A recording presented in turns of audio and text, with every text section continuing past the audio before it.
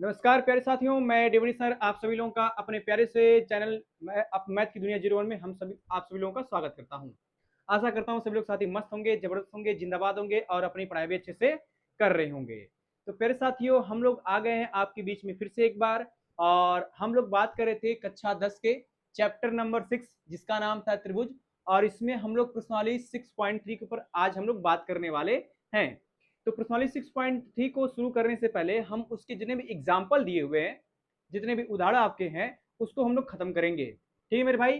तो इस एग्जाम्पल को बताने से पहले मैंने जो है आपको पिछले वाले क्लास में जो वीडियो बनाया था वो एग्जाम्पल नंबर 4, 5, 6, 7, 8 था। लेकिन उसमें आवाज काफी स्लो थी क्योंकि मेरी माइक बीच में खराब हो गई थी, जिसकी वजह से आवाज खराब आ रही थी, मतलब स्लो आ रही थी, एकदम ना सुनाई नहीं दे रहा था। तो मैंने फिलहाल एक नई माइक मंगाई है जिसकी वजह से मैं काफ़ी दिनों बाद वीडियो बना रहा हूँ। तो माइक हमारे पास आ चुकी है। अब उसी माइक की सहायता से आप लोगों को डेली बाय डेली कोई वीडियो प्रोवाइड करता रहूंगा ताकि कक्षा 10 वाले बच्चों को चैप्टर नंबर 6 आसान लगे और अपनी पढ़ाई जहां से वो रोके थे आगे कंटिन्यू कर सके। ठीक है ना। तो हम शुरुआत करते हैं। आज जो पिछले वाली क्लास में वीडियो बना था उसी की हम लोग शुरुआत करेंगे आज फिर, मतलब उदाहरण नंबर 4 से हम लोग शुरुआत करने वाले हैं। और उदाहरण नंबर 4 को समझने के लिए मैंने आपको 3 प्रमेय पढ़ाया था। वो तीनों प्रमेय क्या है एक बार मैं थोड़ा सा आपको समझाता हूं। जैसे आपने ये कहा था कि अगर हमारे पास, जरा देखिए ध्यान से, अगर हमारे पास कोई दो त्रिभुज है, एक मान लिया ये, एक मान लिया मैंने ये, और इसमें क्या हुआ कि आपके तीनों कोण अगर बराबर होते हैं, मतलब ये कोण इसके बराबर जाए, ये वाला कोण इसके बराबर जाए और ये वाला कोण इस कोण के बराबर हो जाए, अर्थात ये कि तीनों कोण बराबर होते हैं, तो त्रिभुज आपका जो है समरूप होता है। ये मैंने आप लोगों को पढ़ा दिया था। मतलब त्रिभुज को समरूप दिखाने के लिए तीनों कोण बराबर होने चाहिए, संगत कोण बराबर होने चाहिए। तीन कोण नहीं दिखा पाते हैं तो कम से कम दो कोण बराबर दिखाइए, तभी त्रिभुज आपका समरूप हो जाएगा। ये तो आपकी पहला केस था, ये पहला केस में आपने इस चीज को सीखा था। दूसरा शर्त हमारे पास ये थी कि अगर जो है त्रिभुज के तीनों संगत भुजाओं का अनुपात बराबर हो, मतलब yes yes yes, side side side, अगर ये तीनों भुजाओं का अनुपात बराबर हो तभी त्रिभुज समरूप हो जाएगा। तीसरा केस ये था हमारे पास क्या कि किन्हीं दो भुजाओं का अनुपात बराबर हो और एक उनके बीच का कोण बराबर हो, तभी त्रिभुज समरूप हो जाएगा। ये चीजें मैंने आपको जो है प्रमेय में पढ़ा दी थी। तीन प्रमेय हमने पढ़े थे जो इसी पर डिपेंड थे। तीन कोण बराबर दिखाने तभी त्रिभुज समरूप हो जाएगा, और अगर तीन कोण बराबर नहीं दिखा पाते हैं तो कम से कम दो कोण बराबर दिखाने पड़ेंगे, तभी त्रिभुज समरूप हो जाएगा। और तीनों भुजाओं का अनुपात बराबर दिखाना पड़ेगा तभी त्रिभुज समरूप होगा, या दो भुजाओं का अनुपात और एक उनके बीच का कोण बराबर अगर है तभी त्रिभुज समरूप हो जाएगा। तो ये हमारे पास कुछ शर्तें थी। अब उन्हीं शर्तों का प्रयोग करके हम सवालों को शुरुआत करेंगे। और उदाहरण नंबर 4 हमारा ये पहला सवाल है आज की इस वीडियो लेक्चर का। तो हम लोग उदाहरण नंबर 4 को शुरुआत करने जा रहे हैं। बड़े आराम से, बड़े अच्छे मन तरीके से सवाल को देखिएगा, और सभी बच्चे जितना लंबा वीडियो रहेगा उसको शांति से एक जगह बैठ करके कहीं बढ़िया से सभी वीडियो को देख लीजिएगा। तो आइए हम लोग शुरुआत करते हैं उदाहरण नंबर 4 की। देखते हैं उदाहरण नंबर 4 हमारा क्या कहता है। ये कह रहा है कि आकृति में, मैंने यहाँ पर आकृति बनाई हुई है, आकृति में PQ समांतर RS है, मतलब ये आपका जो PQ है ये RS के समांतर है। तो सिद्ध कीजिए कि POQ मतलब इस वाले त्रिभुज की बात कर रहा है, इस वाले त्रिभुज की बात कर रहा है मेरे भाई। और ये समरूप है त्रिभुज ROS के, सॉरी SOR के, अर्थात ये कि छोटा वाला त्रिभुज इस त्रिभुज के समरूप दिखाना है। तो समरूप दिखाने के लिए हमारे पास यहाँ पर तीन शर्तें हैं, तीनों में से किसी एक को दिखाना पड़ेगा तो त्रिभुज आपके समरूप हो जाएंगे। अब देखिए ध्यान से कैसे दिखाया जाएगा। आप देख रहे हैं क्या कि जब भी हमारे पास कोई दो रेखाएं काटती हैं तो उसके आमने सामने जो कोण बनता है वो बराबर होते हैं, इसको हम लोग बोलते हैं शीर्षाभिमुख कोण बोलते हैं, है ना। तो पहले हम लोग स्टार्ट कर रहे हैं इन दोनों त्रिभुजों को समरूप दिखाना है। मैं इसको हल कर रहा हूं एक बार, फिर ऑटोमेटिक आपको समझ में आने लगेगी कि क्या सवाल में हो क्या रहा है। देखिए एक बार, हमें बेसिकली इस त्रिभुज को इसके समरूप दिखाना है। तो मैं स्टार्ट कर रहा हूं यहां से सोल्यूशन। बहुत ही आराम से समझेंगे सवालों को ताकि किसी भी सवाल को समझने में कोई दिक्कत ना हो। चलिए सोल्यूशन स्टार्ट करते हैं। सोल्यूशन हमें ये कहना है क्या कि त्रिभुज POQ और त्रिभुज SOR में बात करनी है।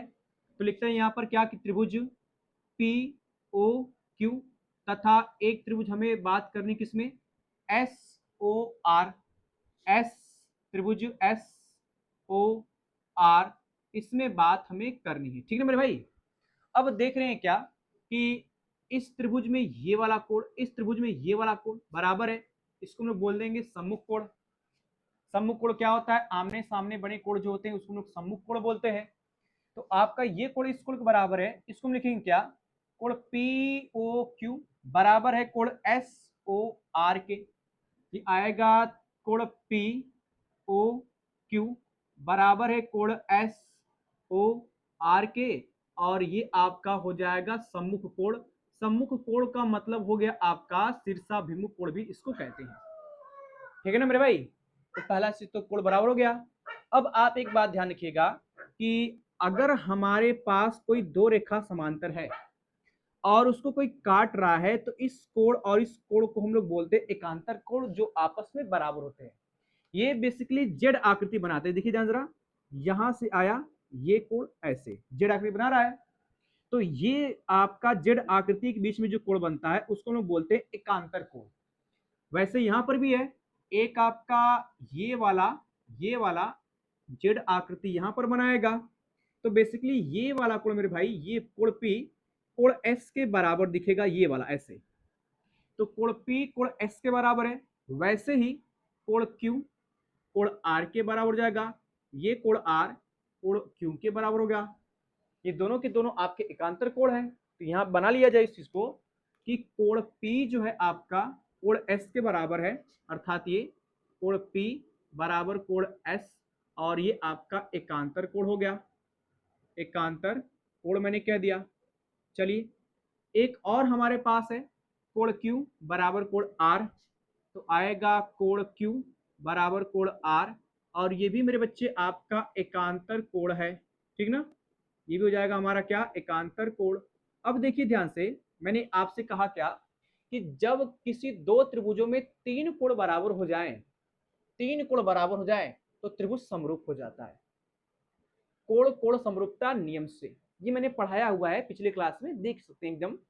तो यहां पर हम लिखेंगे क्या, अतः अतः कोण कोण समरूपता, तीन बार कोण आया है आपका बराबर, कोण कोण कोण समरूपता नियम से, या कोण कोण समरूपता से, कोण कोण समरूपता से क्या मिलेगा हमको, आएगा त्रिभुज पी ओ क्यू समरूप होगा त्रिभुज एस ओ आर के, तो इसलिए आएगा त्रिभुज पी ओ क्यू, ये समरूप है मेरे भाई, ये समरूप है त्रिभुज किसके, एस ओ आर के, और हमें यही प्रूफ करना था, ठीक ना। अभी शुरुआत है, एकदम आराम से मन लगाकर समझेंगे तो सवाल बहुत ही इजी दिखेगा आपको। तो इतना तो हमने काम कर लिया है मेरे भाई। अब हम लोग जो है इसको मिटाने के बाद आगे बढ़ते हैं, क्वेश्चन नंबर या एग्जाम्पल नंबर 4 के बाद 5 आएगा, उस 5 को हम लोग देखते हैं कि उदाहरण नंबर 5 हमारा क्या कहता है, ठीक ना। मैं इसको मिटाता हूं, सभी साथी मेरा इसका स्क्रीनशॉट ले सकते हैं, पूरा उदाहरण सॉल्यूशन है यहाँ पर और बढ़िया समझ सकते हैं, ठीक ना। मिटा रहा हूँ इसको, देखिए जान जरा। तो प्यारे साथियों, हमने जो है अभी जो है उदाहरण नंबर 4 खत्म किया, अब हमारे सामने आ गया उदाहरण नंबर 5। उदाहरण नंबर 5 भी हमारा सिंपल है, हालांकि हमें इसको पहले समरूप दिखाना पड़ेगा, तब क्वेश्चन में जो पूछ रहा है उसको हम निकालेंगे। एक बार पढ़ते हैं। ये कह रहा है आकृति में, इसमें दो आकृतियां हैं, कह रहा है कि कोण P ज्ञात कीजिए। कोण P का मतलब ये है कि मुझे इस कोण को निकालना है कि ये कोण P कितना होगा, है ना। तो भाई कोण P तो हमें निकालना है, इसके लिए हमें क्या करना पड़ेगा कि दोनों आकृतियों को समरूप दिखाना पड़ेगा, और समरूपता दिखाने के लिए मेरे पास इतनी शर्तें हैं, ये मैंने अभी बताया था थोड़ी देर पहले।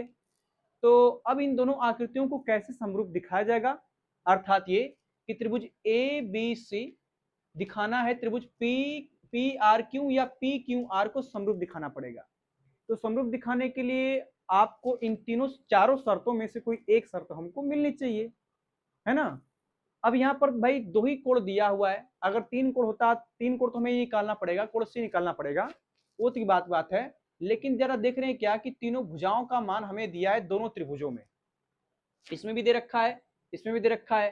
तो हम एक काम करें कि भुजाओं का अनुपात निकाल लेते हैं, है ना। और भुजाओं का अनुपात निकालना बड़ा सिंपल है, जैसे यहाँ पर ये आपका केवल 6 दिया हुआ है, यहाँ पर दशमलव में दिया हुआ है, यहाँ पर कड़ी में दिया हुआ है, तो हम क्या करें कि दशमलव वाला का अनुपात दशमलव के साथ निकाल लें, कड़ी वाले का अनुपात कड़ी के साथ निकाल लें, और जो नॉर्मल संख्या दी है उसको अनुपात इसके साथ निकाल लें, तब हमें पता चल जाएगा कि त्रिभुज आपका समरूप है कि नहीं है।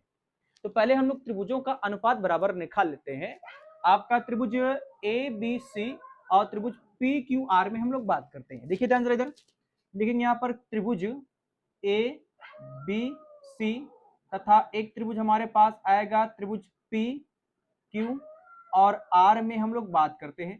पहले निकालेंगे हम लोग जो है ये ए बी निकालेंगे, और ए बी का मान दिया है 3.8, इसका अनुपात निकालेंगे इसके साथ, क्योंकि दशमलव वाला दशमलव के साथ निकालना हूं मैं। निकालते हैं, तो पहले निकालेंगे हम लोग ए बी बटा निकालेंगे ए बी बटे में क्यू आर निकालेंगे, क्यू आर निकालेंगे, और देख रहे हैं क्या इसका अनुपात, इसका मान दिया है 3.8 दिया है, ये आएगा आपके पास 3.8 अपान इसका मान हो जाएगा 7 पॉइंट कितना 6 हो जाएगा। ये कटेगा तो आपके पास आएगा 1/2 बचेगा। उसी तरह से कड़ी वाले का अनुपात कड़ी के साथ निकाल लीजिए, अर्थात AC का अनुपात निकालेंगे PR के साथ, तो ये निकाला जाए AC बटे में PR निकालते हैं। AC का मान हमारे पास है 3 कड़ी में 3, ये आएगा 3 कड़ी में 3 बटा, फिर आएगा 6 कड़ी में 3, इसको भी काटेंगे आपका, तो कड़ी से कड़ी कट जाएगा, 3 कम में 3 2 3 6, ये आएगा आपके पास 1/2 मिलेगा।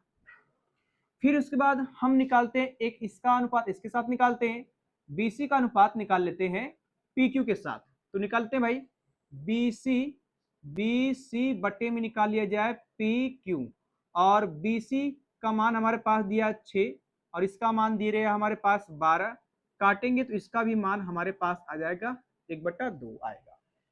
मतलब तीनों भुजाओं का अनुपात बराबर है, और जब तीनों भुजाओं का अनुपात बराबर है तो हम कह सकते हैं कि ये त्रिभुज इसके समरूप होगा, है ना, ये त्रिभुज इसके समरूप होगा मेरे भाई। समरूप होगा तो अब किया जाए, ये देखिए ध्यान जरा, आप लिखेंगे यहाँ पर क्या कि अतः कोण भुजा भुजा समरूपता नियम से लिखना पड़ेगा, क्योंकि तीनों भुजाओं का अनुपात बराबर है, अतः भुजा भुजा समरूपता, भुजा भुजा समरूपता, ऐसे लिखेंगे 3 बार, भुजा भुजा भुजा समरूपता से, और भुजा भुजा समरूपता से हमको क्या मिलेगा जरा गौर करेगा, भुजा भुजा समरूपता से आएगा त्रिभुज क्या, त्रिभुज आएगा ए बी सी, ये आपका समरूप है त्रिभुज किसके, पी क्यू आर के, ये मिल गया हमको। और आप जब जानते हैं कि हमारे पास जब त्रिभुज समरूप होते हैं तो उसके संगत कोण भी बराबर होते हैं, है ना, लिखेंगे यहाँ पर क्या कि इसलिए या अतः करके, अतः संगत कोण, अतः संगत कोण बराबर होंगे, अतः संगत कोण क्या होंगे मेरे भाई, बराबर होंगे। तो बराबर होंगे तो कौन सा कोण किसके बराबर होगा, इसकी हम लोग पहले बात कर लेते हैं।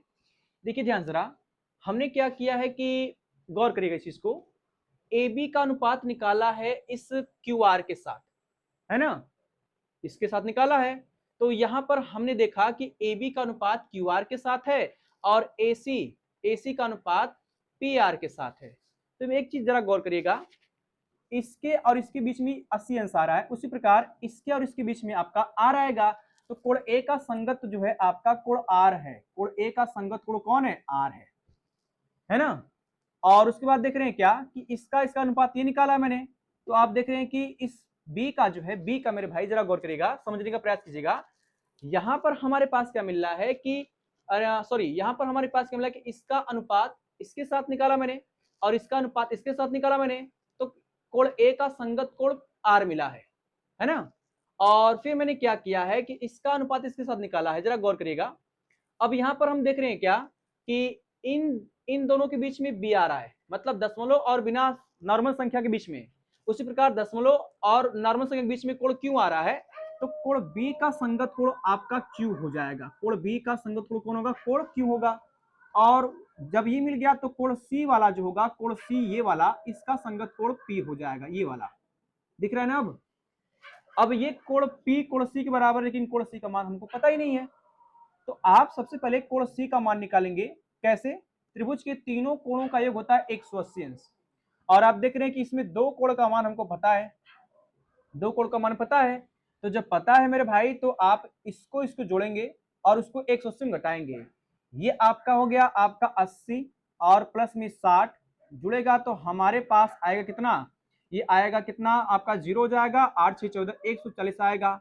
140 का मतलब अब इसको 180 में घटाएंगे तो हमारे पास बचेगा आपका कितना? 40 अंश आएगा। ये हो जाएगा टोटल हमारे पास 40 डिग्री हो जाएगा, 40 डिग्री हो जाएगा। और जब ये कोण 40 डिग्री है तो कोण P भी आपका कितना हो जाएगा? 40 डिग्री हो जाएगा। थोड़ा सा इस बात को मैं लिखता हूं, जैसे कहा गया कि अतः संगत कोण बराबर होंगे, तो इसका मतलब ये कि कोण A जो है कोण R के बराबर होगा। ये लिखा जाए तो भैया कोण A जो है आपका ये कोण R के बराबर होगा, और कोण B जो है आपका कोण Q के बराबर होगा। कोण B जो है आपका ये कोण Q के बराबर होगा, और कोण C यहाँ पर देखिए ध्यान से जरा, कोण C जो होगा वो आपका कोण P के बराबर होगा। हालांकि हमें कोण P ज्ञात करना है और कोण C का मान मैंने निकाला तो 40 अंश आया है, इसलिए हम ये कहेंगे बेटा कि कोण P बराबर में आपके पास आएगा 40 डिग्री। यही हमारा आंसर है कोण P का मान। ठीक ना? थोड़ा सा दिमाग लगाओगे तो ऑटोमेटिक सवाल समझ में आने लगेंगे। ठीक है, तो अब ये एग्जाम्पल नंबर 5 मिटाने के बाद हम लोग बढ़ेंगे एग्जाम्पल नंबर 6 की ओर। आप लोग इसको बढ़िया से देख करके इसका स्क्रीनशॉट ले सकते हैं। मैं इसको मिटा रहा हूं। अब बढ़ते हैं क्वेश्चन नंबर अगला एग्जाम्पल नंबर 6 की ओर। ठीक है ना? मिटा रहा हूं इसको, देखिए। तो प्यारे भाइयों, हमने उदाहरण नंबर 5 भी खत्म कर लिया है। अब हमारे सामने आ गया है उदाहरण नंबर 6। उदाहरण नंबर 6 थोड़ा सा अब हम लोग सवाल को धीरे धीरे लेंदी करते हुए चलेंगे, या कह लिया जाए कि जो किताब का पैटर्न है, पहले इजी सवाल, फिर थोड़ा सा उससे कठिन, फिर और कठिन, ऐसे बढ़ते जाते हैं हम लोग सवालों में। अब हमारे पास जो उदाहरण नंबर 6 है, एग्जाम्पल नंबर 6, इसको हम लोग पढ़ेंगे तो थोड़ा सा ये आप लोगों को 4 और 5 की अपेक्षा थोड़ा सा कठिन लगेगा, लेकिन बहुत मजेदार सवाल ये है। एक बार हम लोग पढ़ते इसको है। ये कह रहा है कि आकृति में, आकृति यहाँ बनाया हूं मैं, कह रहा है कि OA into OB, OA into OB, sorry OB आपका शायद ये दिया होगा, OB ये वाला ये B है यहाँ पर। OA इंटू OB ये बराबर है OC into OD, OC into OD, है ना? अर्थात ये कि OA का गुणा OB में बराबर है किसके? OC का गुणा OD में, ये बराबर है। तो हमसे कह रहा है दर्शाइए कि कोण A बराबर कोण C, ये हमसे कह रहा है। अर्थात ये कि कोण A का जो मान है, इस कोण A का मान हमको दिखाना है कि कोण C के बराबर है, और कोण B बराबर कोण D, अर्थात ये आपका कोण जो D है वो B के बराबर दिखाना है, कोण B बराबर कोण D। यहां पर ऐसा कुछ कहना चाहता है। तो बहुत सिंपल है, कोण बराबर दिखाने के लिए हमें दोनों त्रिभुजों को समरूप दिखाना पड़ेगा, और समरूप दिखाने के लिए हमारे पास जो शर्तें लिखी हैं मैंने, इनमें से कोई एक लाना पड़ेगा। तो लाया जाए और देखते हैं कि कैसे कोण A का मान कोण C के बराबर और कोण B का मान कैसे कोण D के बराबर है। ठीक ना? तो हम लोग बात करते हैं, देखिए ध्यान जरा, आपके पास जो दिया उसको लिखते हैं। पहले OA इंटू OB दिया है, ये लिखा जाए यहाँ पर। क्या कि सवाल में हमारे पास ये गिवन है, सोल्यूशन में इसको लिखा जाए भाई बढ़िया से। लिखेंगे यहाँ पर क्या कि दिया है, जो दिया उसको लिखा जाए। मतलब हमारे पास ये गिवन है मेरे भाई, गिवन है, क्या दिया है? OA into OB, OA into OB बराबर दिया है OC इंटू OD, ये है हमारे पास। अब एक काम करें हम लोग ये कि जब हमें कोण A को कोण C के बराबर दिखाना है तो OA के बटे में OC होना चाहिए। तो OA के बटे में इस OC को लाया जाए, और इसके बराबर में दिखाना है तो OD के बटे में OB लाया जाए। तो बड़ा सिंपल तरीका है कि आपका जो OC है ये OA के बटे में जाएगा और OB OD के बटे में जाएगा। तब हमारे पास क्या आ सकता है, जरा देखिए ध्यान से, ये आ सकता है क्या? ये आएगा OA बटा OC, ये OC बराबर OD के बटे में जाएगा OB, तो आएगा OD बटे में हो जाएगा OB। इसको समीकरण नंबर 1 मान लीजिएगा, है ना? मैंने तो ये काम कर लिया। अब जरा देखिए ध्यान से, यहाँ पर हमें इन दोनों त्रिभुजों को समरूप दिखाना है। तो एक त्रिभुज AOD और त्रिभुज BOC को लिया जाए। क्या है हमारे पास? एक है त्रिभुज, क्या हो जाएगा? AOD, तथा दूसरा त्रिभुज हम किस में बात करेंगे? त्रिभुज COD की बात करेंगे, त्रिभुज लिखेंगे यहाँ पर COD में क्या क्या दिख रहा है। इसमें तो पहले दिख रहा है कि इन दोनों का अनुपात इन दोनों के अनुपात के बराबर है। लिख लिया जाए यहाँ पर क्या कि आपके पास OA बटा OC ये बराबर हमारे पास है OD बटा OB, और ये कहाँ से आया है, समीकरण नंबर 1 से मैंने ये आपको लिखवाया है या बना लिया हमने पहले ही। अब उसके बाद एक चीज और ये देख रहे हैं क्या कि ये जो आपका कोण बन रहा है यहाँ पर जी वाला कोण, इसको हम लोग बोलेंगे आमने सामने बने कोण है, और इसको कहते हैं सम्मुख कोण या फिर शीशाभिमुख कोण कहते हैं। तो इस कोण को लिखेंगे कोण AOD बराबर है कोण COB के, ये बनाया जाए यहाँ पर। तो आपके पास आएगा कोण AOD बराबर कोण हो जाएगा COB, और इस कोण को हम लोग कहेंगे क्या, सम्मुख कोण या फिर शीर्षाभिमुख कोण कहेंगे, ठीक ना। चलिए ये हो गया। अब देख क्या रहे हैं कि इस वाले त्रिभुज में ये और इसमें दोनों त्रिभुज की बात कर रहे हैं, दोनों त्रिभुजों में दो भुजाओं का अनुपात और एक कोण बराबर है, उनके बीच का दो भुजाओं का अनुपात और एक कोण बराबर होता है, त्रिभुज समरूप हो जाता है ना, ये समरूप हो जाता है। तो मैं कहूंगा कि अतः भुजा कोण भुजा समरूपता से त्रिभुज ये समरूप हो जाएगा। तो लिखा जाए, इसको थोड़ा लिखना पड़ेगा, हमको लिखना पड़ेगा यहाँ पर क्या कि अतः करके, अतः भुजा कोण भुजा समरूपता से, भुजा कोण भुजा समरूपता से, ये भुजा कोण भुजा समरूपता से हमको क्या मिलेगा, जरा देखिए ध्यान से। भुजा कोण भुजा समरूपता से क्या मिलेगा कि त्रिभुज AOD ये आपका मेरे भाई समरूप है त्रिभुज किसके, COD, ये मिलेगा। और जब दो त्रिभुज समरूप होते हैं तो उसके संगत कोण बराबर होते हैं मेरे भाई। तो लिखा जाए यहाँ पर क्या कि अतः संगत कोण बराबर होंगे, इसको मैं यहाँ लिख दे रहा हूं कि अतः करके, अतः संगत कोण बराबर होंगे। संगत कोण क्या होंगे मेरे भाई, बराबर होंगे, या संगत कोण बराबर होगा, बातें कही है। तो संगत कोण कौन किसके बराबर होगा, देख रहे हैं क्या कि AOD समरूप त्रिभुज COD के, तो कोण A बराबर हो गया कोण C के, और कोण B बराबर है किसके, कोण D के, और ये तो बराबर था ही आपका। तो लिख लेंगे डायरेक्ट यहाँ पर क्या कि कोण A बराबर कोण C, यह आ जाएगा कोण A बराबर कोण C, कोण A बराबर आपका कोण C, और करके लिख देंगे, और यहाँ पर क्या कि कोण B जो आएगा आपका वो कोण D के बराबर होगा, और इसी बात को हमें साबित करना था।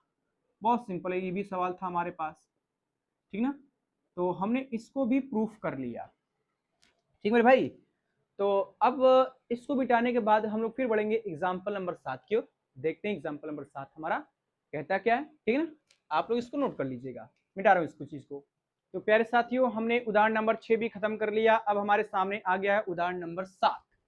उदाहरण नंबर 7 थोड़ा सा पढ़ने में बड़ा जरूर है, लेकिन लगाने में बहुत मजा आएगा।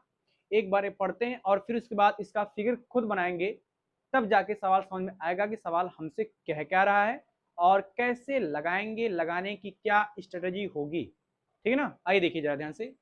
ये कह रहा है कि 90 सेंटीमीटर लंबाई वाली एक लड़की, मतलब लड़की की लंबाई कितनी दी है, 90 सेंटीमीटर। लड़की बल्ब लगे एक खंबे के आधार से परे 1.2 मीटर प्रति सेकंड की चाल से चल रही है। अर्थात यहाँ पर दो बातें दी हैं, लड़की की लंबाई दी है 90 सेंटीमीटर, और लड़की जो है आपकी 1.2 मीटर प्रति सेकंड की चाल से चल रही है, लड़की की चाल भी दी है, ठीक ना। फिर कह रहा है क्या कि यदि बल्ब भूमि से 36 मीटर की ऊंचाई पर है, मतलब जो बल्ब है आपका खंबे पर लगा है और खंबे की लंबाई या बल्ब की जो ऊंचाई है वो 36 मीटर है। यहाँ पर सेंटीमीटर है, यहाँ पर मीटर है, ये ध्यान देना है। फिर कह रहा है 4 सेकंड बाद उस लड़की की छाया की लंबाई कितनी होगी। एक बार पूरा विस्तार से पढ़ लेता हूँ, सवाल फिर समझ में आएगा। कह रहा है 90 सेंटीमीटर वाली एक लड़की बल्ब लगे एक खंबे के आधार से परे 1.2 मीटर प्रति सेकंड की चाल से चल रही है। यदि बल्ब भूमि से 36 मीटर की ऊंचाई पर है तो 4 सेकंड बाद उस लड़की की छाया की लंबाई ज्ञात कीजिए। पहले बात तो ये कि मुझे खंभे की ऊंचाई दे रखी है 36 मीटर दे रखी है, मैं बनाता हूं, जरा गौर करिएगा।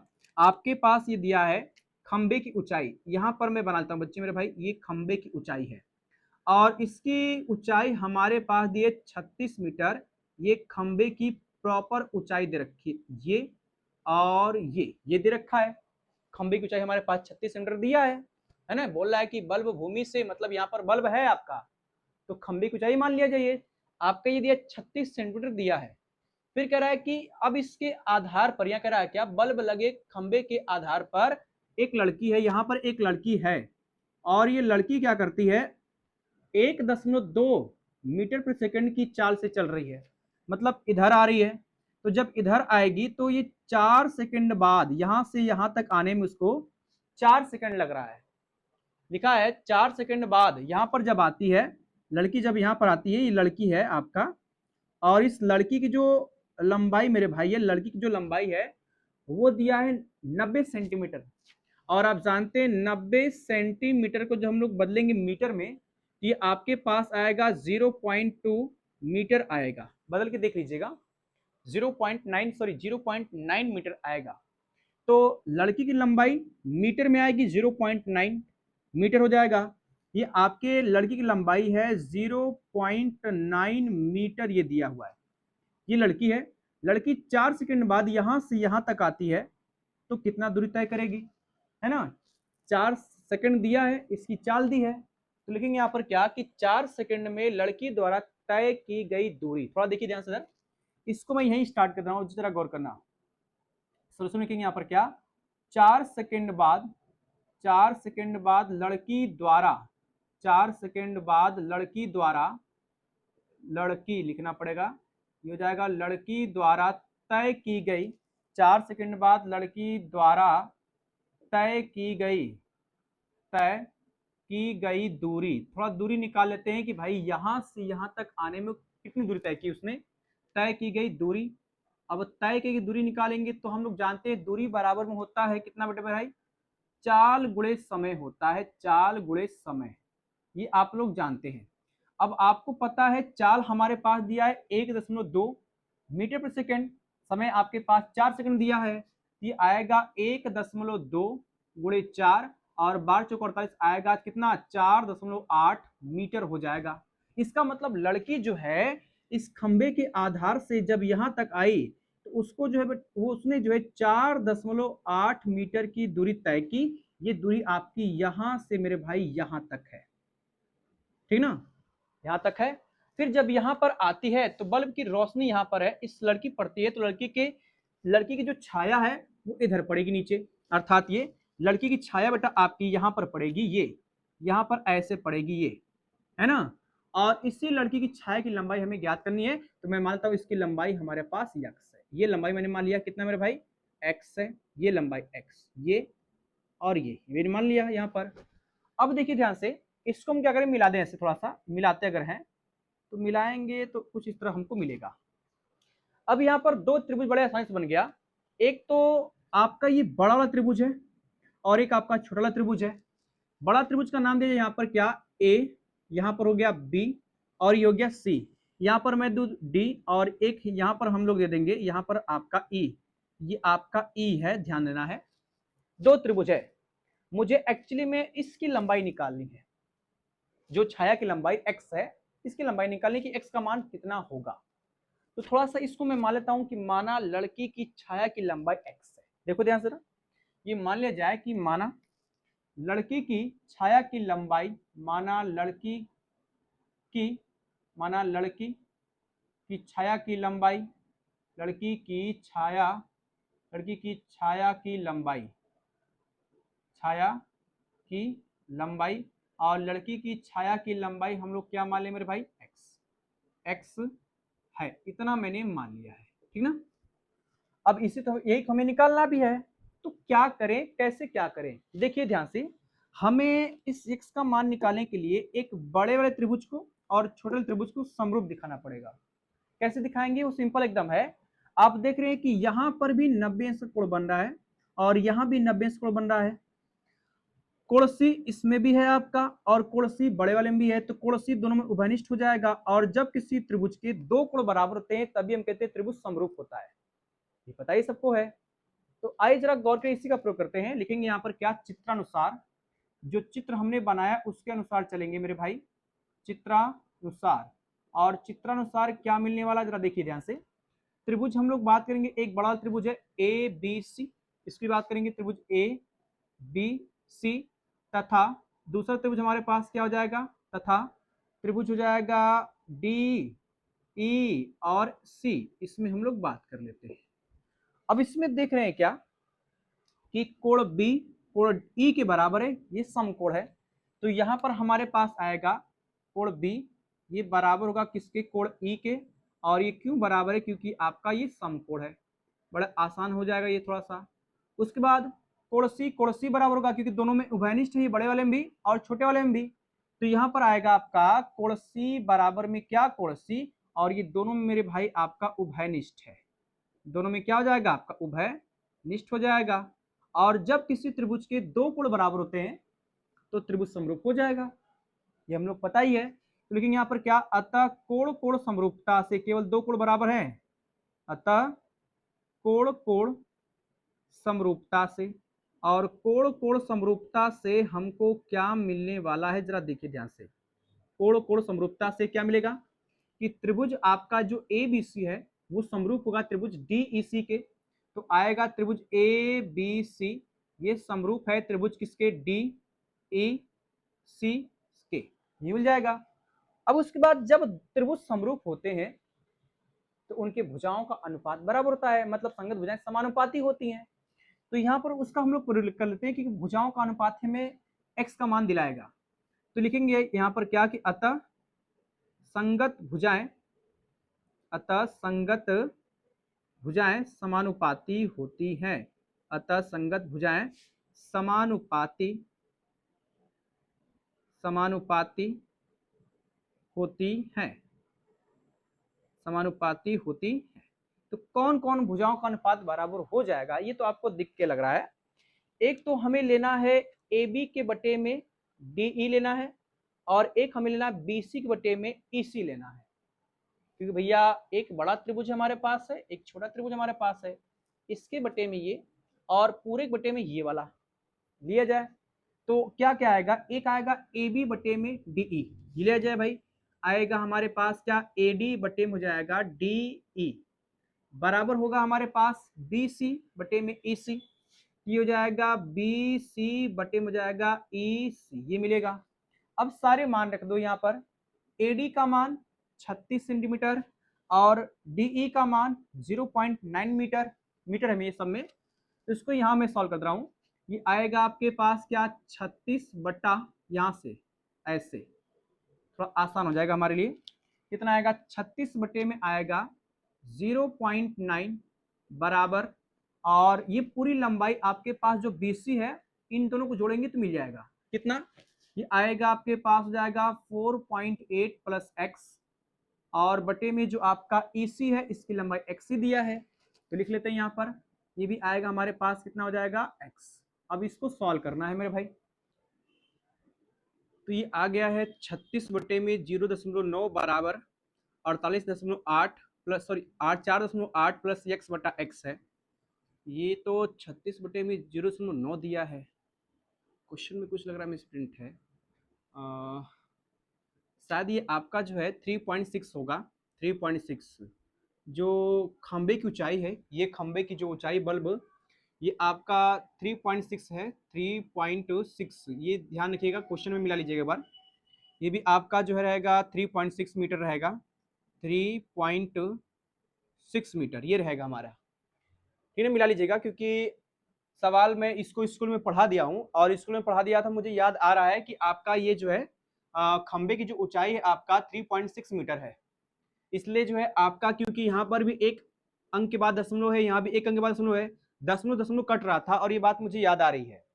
तो हम क्या करेंगे, इसको 3.6 लेके चलेंगे, और क्वेश्चन भी आपका बुक में ही दिया है शायद, एक बार देख लीजिएगा आप लोग। तो अब आइए जरा देखिए, इसको हल करते हैं। हल करेंगे तो आपका ये दशमलव से दशमलव खत्म हो जाएगा, आएगा आपके पास क्या, 36 बट्टा 9 बराबर हो जाएगा हमारे पास 4.8 प्लस x, और अपान में आएगा x, ये काटेंगे तो आएगा 9 चौके 36, ऊपर आएगा 4, तो हमारे पास फिर आएगा 4 बराबर हो जाएगा आपके पास 4.8 प्लस यक्स और अपॉन में आएगा एक्स। इसका मल्टीप्लाई यहां करेंगे तो मल्टीप्लाई करने पर आएगा 4x, ये आएगा 4x equal to 4.8 plus x. आप इसको इधर भेजेंगे, जो x है आप इधर जाएगा तो इसमें से घटेगा और 4x में से जब x घटेगा तो 3x बचेगा, उसको लिखा जाए यहाँ पर। तो ये में हमारे पास आएगा 3x बराबर आएगा 4.8। x का मान निकालेंगे, जब x का मान निकालेंगे तो ये 3 जाएगा बटे में और ये 3 से ये कट जाएगा, कटेगा तो मतलब पहले इसको हम लिख दे रहे हैं यहाँ पर कि x का मान निकालेंगे तो आएगा आपके पास x बराबर आएगा 4.8 बटे में आएगा 3। अब इसको काटेंगे तो आपका कटेगा 3 एकम में 3 और 6 18, इसका मतलब x बराबर हमारे पास आएगा 1 दशमलव कितना 16, 16 3 48 जाएगा आपका 16 मीटर। ये हमको मिलेगा आंसर, ठीक ना। तो इस सवाल में हमसे पूछ रहा था लड़की की छाया की लंबाई, और लड़की की छाया की लंबाई हमने x मानी थी, इस x का मान हमने निकाल लिया तो ये हमारा क्या हो जाएगा फाइनली आंसर, ठीक है मेरे भाई। तो अच्छा ये सवाल था, बस थोड़ा सा ये ध्यान देना पड़ेगा आपको कि जो सवाल में आपका यहाँ पर 3.6 है ये लेके चलना हमको है, 36 मीटर नहीं दिया है आपका, ठीक ना। तो हमने पूरा बकायदे इसको सिस्टमेटिक हल कर लिया है, जहां पर जो कमियां थी उसको मैंने बताया है मेरे भाई। आप लोग बढ़िया से देख करके समझ करके इस वीडियो को बढ़िया से पढ़िएगा ताकि यहाँ पर जो पॉइंट का खेल है ये आपको समझ में आए। तो मैं अब इसको मिटाने के बाद जो हमारा एक अंतिम एग्जाम्पल बच जाता है उदाहरण नंबर 8, उसको बताता हूं और देखता हूं कि उदाहरण नंबर 8 हमारा क्या कहता है और उसको लगाए कैसे जाएगा, ठीक ना। मिटा रहा हूं इसको पूरा। तो प्यारे साथियों हमने जो है उदाहरण नंबर 7 भी खत्म कर लिया, अब हमारे सामने आ गया है उदाहरण नंबर 8। और उदाहरण नंबर 8 हमने जो है इसको लगाएंगे और लगा के देखेंगे कि क्वेश्चन हमारा कहता क्या है। हालांकि ये सवाल थोड़ा इसमें ज्यादा है क्योंकि इसमें हमें 3 पॉइंट हल करने हैं, है ना।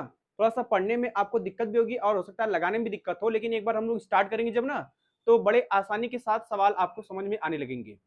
तो हिम्मत बांध के रखिएगा, घबराना नहीं है बल्कि सवाल को लगाना ही है। तो आइए हम लोग देखते हैं सवाल हमारा कहता क्या है। क्वेश्चन नंबर या सॉरी उदाहरण नंबर 8 ये कह रहा है क्या कि आकृति में, मैंने यहाँ पर आकृति बनाई है, 2 आकृति है, ये वाली और एक ये वाली, ठीक है ना। कह रहा आकृति में सीएम और आर्यन, आर्यन यहाँ पर है, सॉरी ये आर्यन की बात कर रहा है, ये आर्यन कर लीजिएगा, आर्यन, ये आर और यन की बात कर रहा है, ठीक ना। तो कह रहा है सीएम और आर्यन, मतलब आपका ये सीएम है इसकी बात कर रहा है और आर्यन इसकी बात कर रहा है, क्रमशः त्रिभुज ए बी सी और त्रिभुज पी क्यू आर की माध्यिकाएं हैं। मतलब ये कि ये और ये माध्यिकाएं हैं। तो माध्यिकाओं का मतलब क्या होता है, जैसे मैं कहूँ आपसे कहता हूं कि मान लीजिए हमारे पास कोई त्रिभुज है और ये इसकी माध्यिका है, ये जो रेखा मैंने खींची इसकी माध्यिका है। तो माध्यिका जो होती है वो सामने वाली भुजा को 2 बराबर भागों में बांट देती है। मतलब ये कि जब इस पे हम लोग ये माध्यिका खींचेंगे, ये माध्यिका, तो ये आपकी 2 भागों में बढ़ जाएगी, है ना। वैसे ही आपका सीएम है, ये माध्यिका है, आर्यन भी माध्यिका है, इसका मतलब ये है कि जो आपका ए बी है ये 2 भागों में बढ़ जाएगा, बराबर भागों में, एक आपका ए एम बराबर होगा और एक आपका बी एम बराबर होगा। उसी प्रकार आर्यन जब खींचेंगे तो पी क्यू 2 बराबर भाग बटेगा, एक पी एन होगा और एक आपका क्यू एन होगा, ये दोनों बराबर हो जाएंगे। माध्यिका मतलब ये होता है, ठीक ना। माध्यिका सामने वाली भुजा को, माध्यिका सामने वाली भुजा को 2 बराबर भागों में विभाजित कर देती है ना। तो अब इतनी कहानी हमारे पास हो गई। फिर कह रहा है क्या कि यदि त्रिभुज ए बी सी समरूप त्रिभुज पी क्यू आर, मतलब त्रिभुज ए बी सी ये बड़ा त्रिभुज है, वो त्रिभुज पी क्यू आर के समरूप है, अर्थात बड़ा त्रिभुज ये वाला, ये बड़ा त्रिभुज की समरूप है। तो समरूप का मतलब ये होता है कि जब 2 त्रिभुज समरूप होते हैं तो उसके सभी कोण बराबर होते हैं, संगत कोण बराबर होते हैं और संगत भुजाओं का अनुपात भी बराबर होता है। फिर हमें ये 3 पॉइंट सिद्ध करने के लिए कह रहा है। पहला कह रहा है क्या कि त्रिभुज ए एम सी इसकी बात कर रहा है, इस वाले त्रिभुज की बात कर रहा है, समरूप होना चाहिए त्रिभुज पी एन आर के इसकी बात कर रहा है। इस त्रिभुज को और इस त्रिभुज को मुझे समरूप दिखाना है, तो समरूप दिखाएंगे कैसे। अब हमारे पास तो ये चीज दिया है कि ये त्रिभुज समरूप है, तो जब समरूप है तो पहले मैं इसका प्रयोग करता हूं। समरूप होने का मतलब ये हो गया कि संगत कोण बराबर होंगे और संगत भुजाओं का अनुपात बराबर होगा। तो फिलहाल मैं सवाल को स्टार्ट करता हूं और देखिएगा आप लोग कि कैसे क्या सवाल में हो रहा है, धीरे धीरे समझ में आपको आने लगेगा। देखिए मैं स्टार्ट कर रहा हूं बच्चे सोल्यूशन, यहीं पे गौर करिए इस चीज को, सोल्यूशन यहां स्टार्ट कर रहा हूं। ये आपका मैंने एक लाइन खींच दी ताकि याद रहे कि यहां से मैं सोल्यूशन कर रहा हूं, यहां से मैं इसका हल निकालने जा रहा हूं, सॉल्व कर रहा हूं सोल्यूशन इसका। क्योंकि आपके पास जो दिया है, हमारे पास ये गिवन है, क्या गिवन है मेरे भाई, कि त्रिभुज ए बी सी समरूप है त्रिभुज पी क्यू आर के। इसको पहले लिख लेते हैं, यहां पर है त्रिभुज, लिखेंगे ए बी सी, ये समरूप है मेरे भाई त्रिभुज पी क्यू आर के, ये दिया हमारे पास है। आज जब दो त्रिभुज समरूप होते हैं तो संगत कोण और संगत भुजाओं का अनुपात बराबर होता है। तो लिखेंगे यहां पर क्या कि अतः संगत कोण, ऐसे लिखेंगे यहां पर, अतः संगत कोण बराबर होंगे, संगत कोण, सॉरी कोण रहेगा यहां पर, संगत कोण बराबर होंगे, बराबर होंगे तथा संगत भुजाएं का अनुपात बराबर होगा, तथा संगत भुजाओं का अनुपात, संगत भुजाओं का अनुपात, ये थोड़ा सा आपको तो लिखना ही पड़ेगा, संगत भुजाओं का अनुपात, अनुपात मतलब वही बटे वाला केस है, अनुपात बराबर होगा, ये मैंने लिख दिया, चलो बराबर होगा, ठीक ना। ये किस बेस पर बोला जा रहा है, क्योंकि ये दोनों त्रिभुज समरूप है। आज जब संगत कोण बराबर होंगे, संगत कोण बराबर का मतलब ये कि कोण ए कोण पी के बराबर होगा, मतलब ये कि आपका ये वाला कोण, कोण ए, वो कोण पी के बराबर होगा। तो लिखेंगे यहां पर क्या कि कोण ए बराबर में आपका कोण पी हो जाएगा, कोण बी कोण क्यू बराबर होगा, कोण बी जो आपका ये वाला कोण, ये कोण क्यू के बराबर होगा मेरे भाई। तो यहां पर आएगा कोण बी बराबर हो जाएगा कोण क्यू हो जाएगा, कोण सी कोण आर के बराबर होगा। इसका मतलब ये वाला कोण जो बड़ा है यहाँ पर, ये वाला कोण, इसकी बात कर रहे हैं हम लोग हैं, वो कोण आर के बराबर होगा, आर के, ऐसे। तो ये हो जाएगा कोण सी बराबर कोण आर, ठीक ना मेरे भाई। थोड़ा सा हम लोग क्या करें, ये जो बनाया है इसका हम लोग नाम देते हैं, समीकरण 1 2 3 नाम देते हैं। इसका इसका नाम दीजिए समीकरण नंबर 1 नाम दिया जाए, इसको मैं समीकरण 2 नाम देता हूं, इसको मैं समीकरण नंबर 3 नाम देता हूं। 3 समीकरण हमारे पास हो गए। अभी तो कोण बराबर होंगे, तो इस बात कह रहा है तथा संगत भुजाओं का अनुपात बराबर होगा। संगत भुजाओं का अनुपात मतलब ये कि ए बी के बटे में होगा पी क्यू, ये संगत भुजाएं का अनुपात बराबर है। तो हम ये कहेंगे कि ए बी बटा हो जाएगा आपके पास पी क्यू बराबर बी सी बटे में क्यू आर, बी सी बटे में हो जाएगा आपका क्यू आर, और एक आएगा आपके पास ए सी बटे में पी आर, ये हो जाएगा हमारे पास ए सी बटे में पी आर। इसको समीकरण नंबर मैंने 4 नाम दिया। हमारे पास टोटल 4 समीकरण हैं। अब उसके बाद एक कहानी और हमारे पास है, क्या कि सीएम और आर्यन, ये जो है आपकी माध्यिकाएं हैं। तो उसको मैं लिखता हूं यहां पर क्या कि चूंकि सीएम और आर्यन त्रिभुज ए बी सी और पी क्यू आर की माध्यिकाएं हैं, और माध्यिकाएं क्या करती हैं, सामने वाली भुजा को दो बराबर भागों में बांट देती हैं। तो इसको लिखेंगे यहां पर क्या कि चूंकि, जरा गौर करिएगा, चूंकि लिखेंगे यहां पर ऐसे करके, चूंकि सीएम और आर्यन लिखेंगे यहां पर क्या, सॉरी सीएम रहेगा यहां पर, सीएम और आर्यन, सीएम और आर्यन माध्यिकाएं हैं, माध्यिकाएं हैं, और माध्यिकाओं का काम क्या होता है बच्चे, सामने वाली भुजा को दो बराबर भागों में बांट देती है। जैसे ये आपकी सीएम माध्यिका है, तो इसको ए बी को दो बराबर भागों में बांटेगी, इसका मतलब ए एम बराबर में होगा आपके पास बी एम, ये कह लिया जाए। तो हमारे पास आएगा ए एम बराबर होगा बी एम। उसी प्रकार हाई आर्यन भी माध्यिका है, तो ये दो भागों में बढ़ जाएगा, पी एन बराबर हो जाएगा क्यू एन, ये लीजिए यहाँ पर क्या पी एन बराबर हो जाएगा हमारे पास क्या क्यू एन। इसको मैं समीकरण नंबर 5 नाम देता हूं, इसको समीकरण नंबर मैं 6 नाम देता हूं। ये मेरे पास कहानी कुछ है जो सवाल में हमारे पास मिली थी, ठीक है ना। अब आइए देखिए ध्यान जरा, अब हम लोग स्टार्ट करते हैं जो हमें सिद्ध करना है। मैं पहला पॉइंट लेता हूं, पहले पॉइंट में दिखाना है त्रिभुज ए एम सी ये समरूप होना चाहिए त्रिभुज पी एन आर के, मतलब इस त्रिभुज को इसके समरूप दिखाना है। पहला पॉइंट मैं हल करने जा रहा हूं, ठीक है ना। देखिए ध्यान जरा, पहला पॉइंट हल करेंगे तो क्या हमको मिलेगा, इस चीज को मैं यहाँ पर कॉलम खींच कर लिख दे रहा हूं ताकि समझ में आए कि मैं यहाँ से पहला पॉइंट सॉल्व कर रहा हूं मेरे भाई। देखिए ध्यान से, पहला पॉइंट सॉल्व करने जा रहा हूं और हमें सिद्ध करना है इस त्रिभुज को इसके समरूप दिखाना है। तो मैं त्रिभुज ए एम सी और त्रिभुज पी एन आर की बात करता हूं। पहले लिखेंगे यहां पर क्या कि त्रिभुज ए एम सी तथा तथा त्रिभुज पी एन आर में इसमें बात किया जाए, है ना। तो बात करेंगे तो हम क्या क्या देखने, जरा देखिए ध्यान से। हम ये देख रहे हैं क्या कि इस ए सी बटे में पी आर है और इसमें कोण ए कोण पी के बराबर है।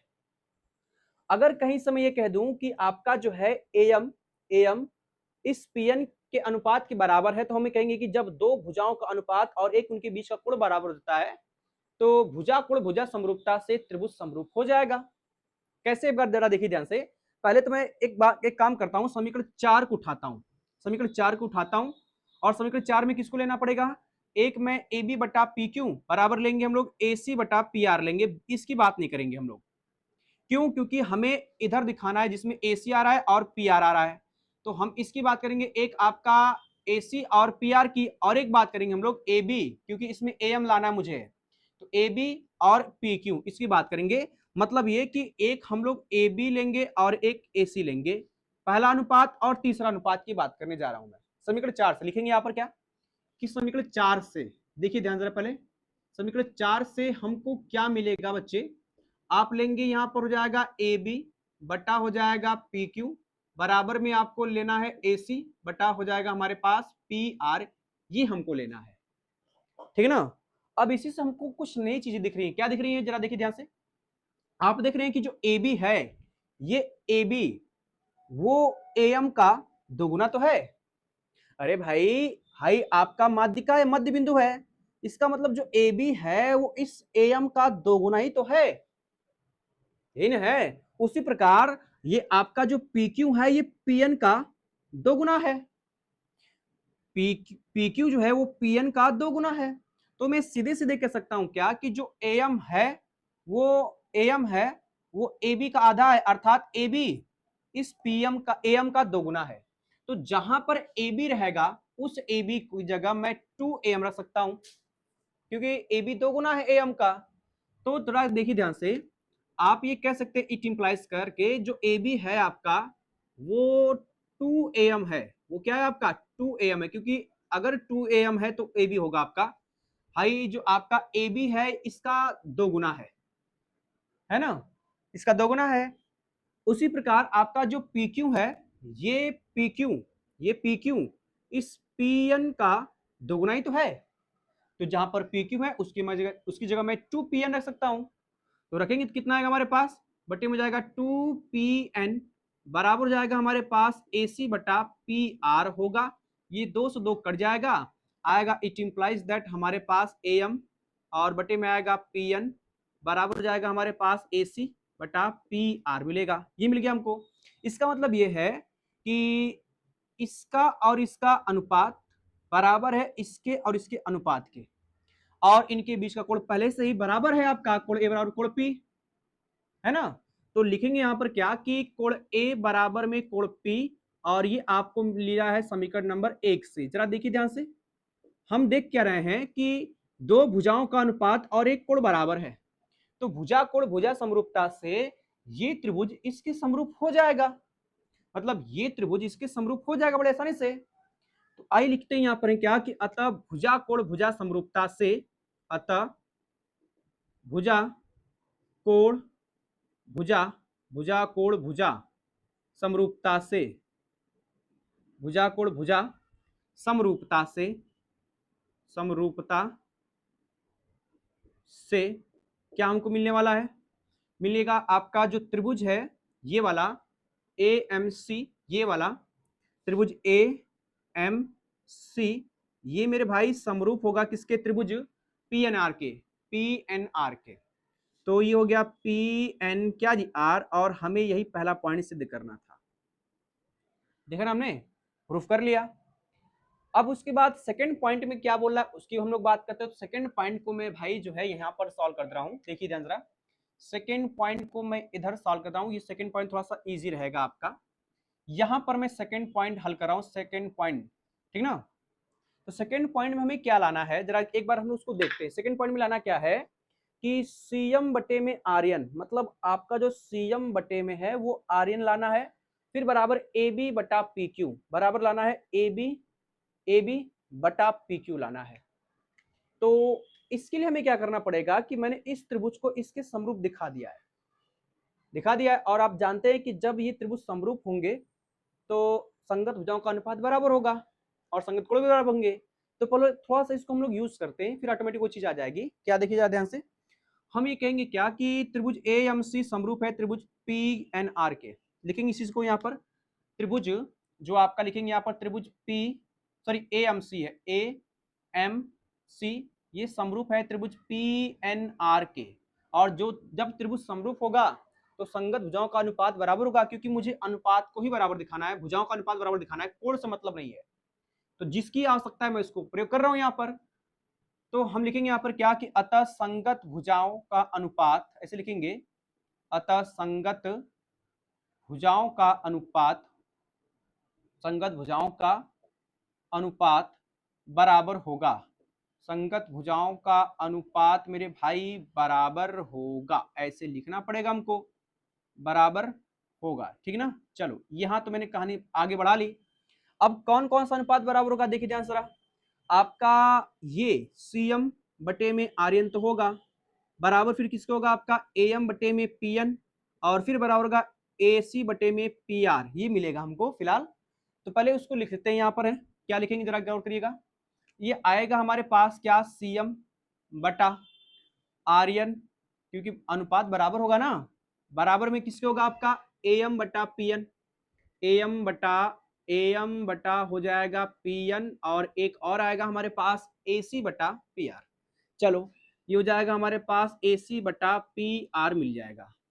अब मुझे तो सीएम बटा आरएन बराबर लाना है ए बी बटा पी क्यू। देखिए यहां से क्या हम दिख रहे हैं, क्या क्या दिख रहा है, जरा गौर करिएगा इस चीज को कि आपका सीएम बटे में आरएन बराबर है हमारे पास एएम बटा पीएन। ये जो एएम है, एएम और पीएन, एएम जरा देख रहे हैं क्या, एएम इस एबी का आधा है। अरे भाई एबी है, एबी का आधा कौन है, एएम, इस पूरे एबी का आधा एएम है, और पीएन जो होगा ये वाला, ये इस पीक्यू का आधा तो है, एबी का आधा एएम, पीक्यू का आधा पीएन। तो इसका मतलब ये है कि एएम जो होगा वो एबी का आधा है, और पीएन जो होगा वो मेरे भाई पीक्यू का आधा है। फिलहाल हमें इन दोनों के लिए चलना है, एक इसको और एक इसको नहीं लेना है, क्योंकि दो ही अनुपात बराबर दिखाने यहाँ पर है।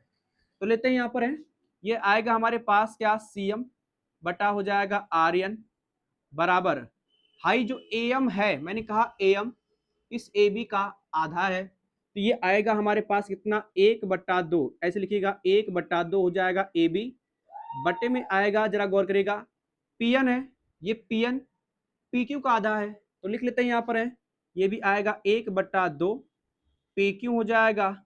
अब देखिए ध्यान से क्या, ये हम 1/2 से 1/2 काट देंगे तो हमको मिलेगा सीएम बटा आर्यन, ये बराबर में आ जाएगा हमारे पास ए बी, और बटे में जाएगा पी क्यू, और हमें यही सिद्ध करना था, ठीक ना। तो सिद्ध हमने कर लिया इस चीज को।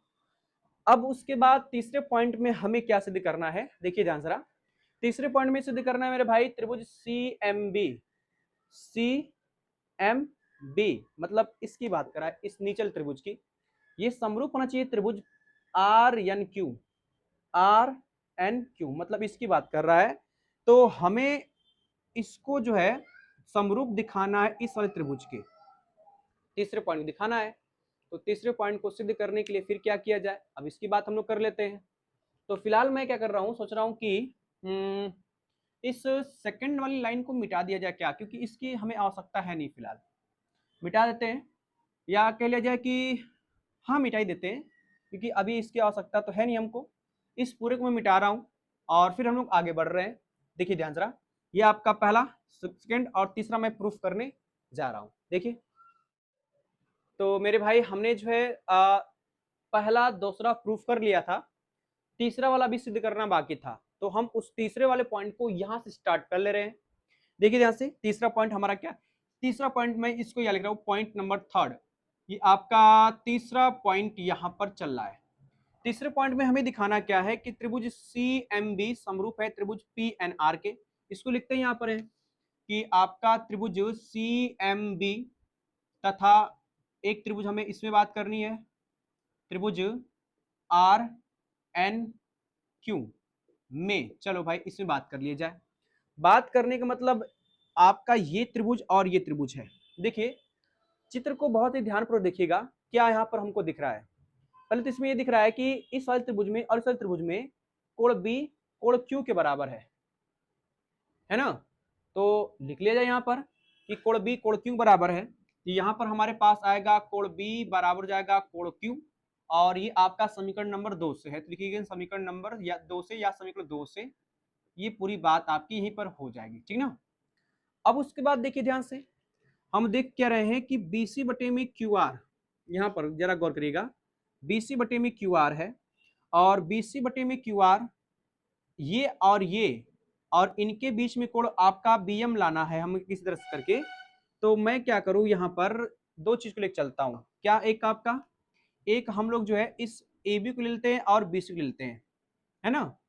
अब तक तो हम लोग पहला और तीसरा लिए थे, अब पहला और दूसरा लेके चलते हैं, आसानी से हमको मिल जाएगा। देखिए मैं लेता हूं यहाँ पर समीकरण 4 से, जरा गौर करिएगा। समीकरण 4 से पहला और दूसरा अनुपात लेना है, समीकरण 4 से। तो 4 से हमको क्या मिलेगा, AB बटा PQ लिख लेते हैं पहले, AB बटा PQ बराबर दूसरा अनुपात BC बटा QR, ये लिया जाए। अब उसके बाद मेरे भाई हमें जो है देख रहे हैं AB बटे में PQ है। मैंने कहा कि जो आपका AB है वो BM का भी तो आधा है। जो ये AB है वो इस BM का 2 गुना है। AB जो है आपका BM का 2 गुना है। उसी प्रकार ये जो आपका PQ है वो QN का 2 गुना है ना। तो 2 गुना है, इसका यूज कर लेते हैं क्या कि जो आपका AB है ये AB ये BM का 2 गुना है। आएगा हमारे पास क्या, ये आएगा इट इंप्लाइज दैट 2BM और बटे में PQ हमको मिलेगा 2QN। तो आएगा 2QN बराबर में था हमारे पास BC बटा QR, ये 2 से 2 कट जाएगा, हमारे पास आएगा BC बटा QN बराबर आ गया BC, सॉरी नहीं आपका ये BM रहेगा, BM यहाँ भी हमारे पास आएगा BM और बटे में यहाँ पर आपका QR तो रहबा करेगा। चलिए देखिए ध्यान जरा इधर, BM बटे में QN मतलब BM बटे में QN बराबर है किसके, BC बटे में QR, BC बटे में QR। इसका मतलब ये है कि इन दोनों भुजाओं का अनुपात इन दोनों भुजाओं के अनुपात के बराबर है और एक उनके बीच का कोण भी बराबर है। तो भुजा समरूपता से ये त्रिभुज इसके समरूप हो जाएगा, उसका यूज कर लेते हैं यहाँ पर है। तो एक तो हम कोण मिल गया है और दो भुजाओं का अनुपात मिल गया है। तो भुजा कोण भुजा समरूपता से त्रिभुज CMB समरूप होगा त्रिभुज RNQ के। लिखेंगे यहाँ पर क्या कि अतः भुजा कोण, ऐसे लिखेंगे, अतः भुजा कोण भुजा समरूपता से, भुजा कोण भुजा समरूपता